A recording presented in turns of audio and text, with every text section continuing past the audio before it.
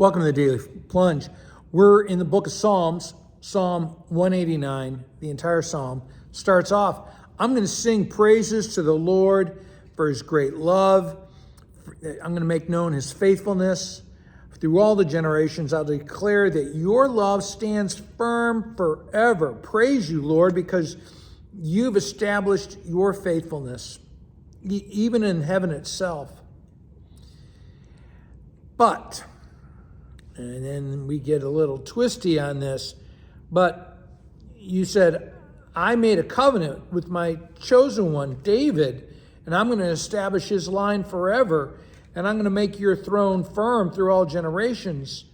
And so the psalmist is talking about how the Lord made a promise to establish the line of David, the Davidic dynasty. And all the heavens praise your wonders and your thankfulness, and who in the skies can compare? And how awesome who is like the Lord God Almighty? You are mighty, and your faithfulness surrounds you. You rule the surging seas. You crushed Rahab, which is Egypt. Your strong arms scattered their enemies. The heavens are yours. The earth is yours. You founded everything. You created the north and south. And righteousness and justice are the foundation of your throne. Love and faithfulness. Righteousness and justice, love and faithfulness, these are the characteristics of God. Blessed are you, because blessed are those who hear the worship of you, and they rejoice in your name, and they praise you. And once you said that you were going to bestow strength on a warrior and raise up a young man from among, and how David was your servant, and you would sustain him, and the enemy would not get the better of him. And you had made this promise to David, and you're going to set him up. And then you said, and this is where things turn sideways. You said in verse 29, I'll establish his line forever, his throne as long as the heavens endure. Verse 30, if his sons forsake the law, if they violate my decrees, I will punish them, but I won't take my love for them. I will not withdraw my blessing, and I will not violate my covenant with them.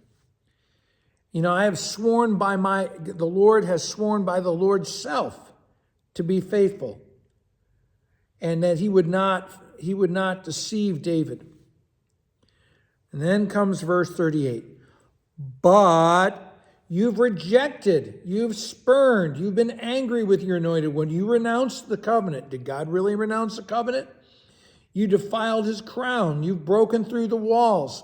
All these accusations, this list of accusations that God is to be held responsible for.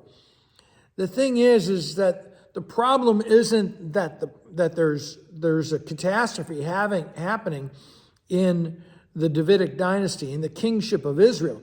The catastrophe is that God, the real problem is that God is the one bringing it. And that God's involvement is not only creating the problem, but it's also the only solution. And, think about this. If God is behind the disaster, then there's meaning in what's going to happen through that. And he talks about how in verse 40, I'm bringing down your hedges. I'm taking away my protection from you. And all of this is so that Israel will be cleansed. And so the psalmist turns around in verse 46. Remember, I don't live forever. I don't have forever for you to turn this around for me, God. And don't forget, these people are mocking you, and they're laughing at you. God, show your glory. And the thing that we know is that the Lord is, the Lord doesn't change, and his character doesn't change. And so the psalm ends with, praise be to the Lord forever. Hey, thanks, friends. Have a blessed day.